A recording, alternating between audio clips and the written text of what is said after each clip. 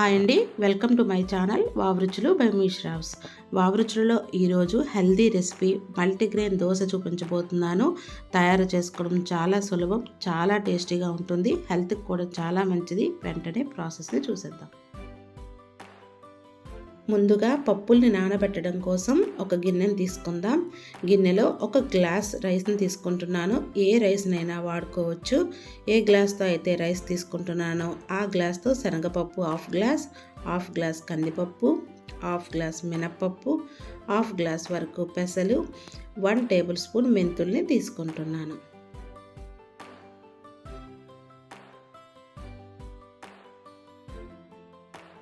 వీటన్నింటినీ 1 లేదా 2 సార్లు శుభ్రంగా క్లీన్ చేసుకోవాలి.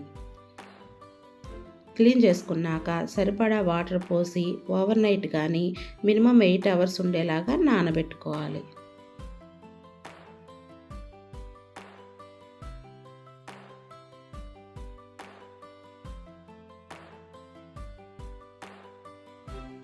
ఎయిట్ అవర్స్ తర్వాత చూస్తే మనకి పప్పులన్నీ చక్కగా నానిపోయాయి. వీటిని మిక్సీ జార్లో తీసుకొని సరిపడా వాటర్ వేసి గ్రైండ్ చేసుకోవాలి.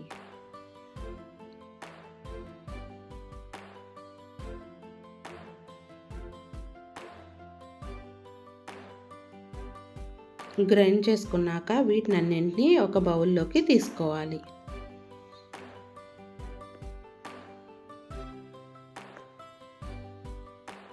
దీనిలోకి కొంచెం వాటర్ని యాడ్ చేసుకొని దోశ వేయడానికి కావాల్సిన కన్సిస్టెన్సీని అడ్జస్ట్ చేసుకోవాలి.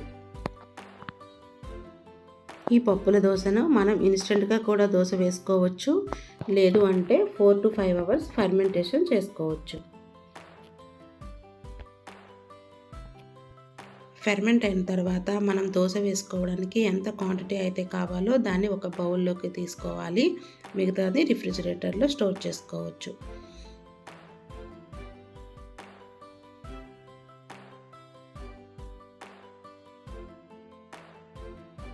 యూసేజ్ కోసం మనం పక్కన పెట్టుకున్న రుబ్బులో సరిపడా సాల్ట్, వాటర్ని యాడ్ చేసుకోవాలి.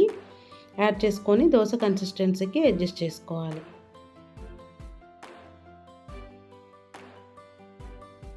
స్టవ్ ఆన్ చేసుకొని స్టవ్ మీద దోశ ప్యాన్ని పెట్టుకోవాలి. దోశ ప్యాన్ వేడెక్కిన తర్వాత వీడియోలో చూపిన విధంగా బ్యాటర్ని గరిటెతో తీసుకొని స్ప్రెడ్ చేసుకోవాలి.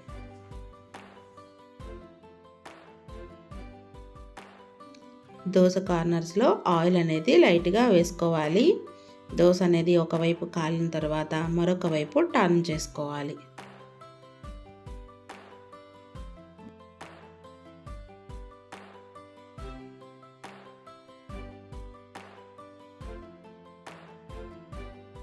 ఇదే విధంగా మిగిలిన బ్యాటర్తో దోశలన్నింటినీ వేసేసుకోవాలి. చాలా హెల్తీగా ఉండే మల్టీగ్రెయిన్ దోశ అనేది రెడీ అయిపోయింది. దీన్ని అల్లం చట్నీతో కానీ పల్లీ చట్నీతో కానీ హ్యాపీగా ఎంజాయ్ చేస్తూ తినేయడమే.